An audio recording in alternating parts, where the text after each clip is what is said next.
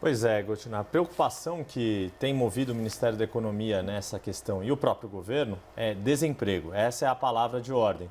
Então, o que a SMP tem proposto, pelo que a gente está começando a apurar aqui, eu acabei de ouvir também por aqui na conversa, é o seguinte, essa MP pretende colocar mecanismos de defesa para que os empregos sejam mantidos, o contrato de trabalho seja mantido.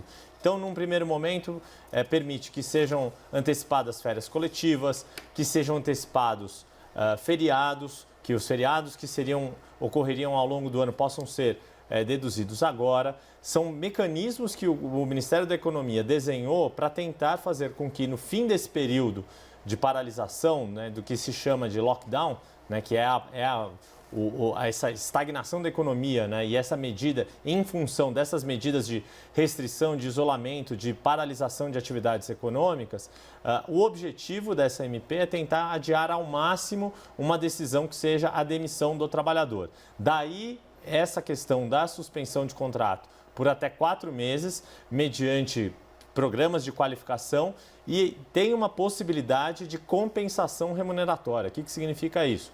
Que o empregador, ele, ao deslocar os seus funcionários para esse tratamento, para esse período de educação, de qualificação, ele tem a possibilidade de fazer algum tipo de compensação, mas que não vai contar como se fosse um salário.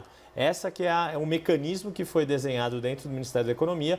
Naturalmente vai ter polêmica política, certamente já está tendo, né? A gente já está vendo aqui em redes sociais alguns políticos de oposição se manifestando contra essa MP, fazendo um discurso muito duro, como o Naka colocou, o movimento sindical certamente vai entrar nessa discussão, mas é um mecanismo, é um meio que o governo construiu para tentar conter o que o presidente Jair Bolsonaro já deixou claro que não quer, que é do passar dessa crise da pandemia, que a gente tenha um índice de desemprego enorme, altíssimo, porque ele sabe que isso, desemprego alto, popularidade baixa.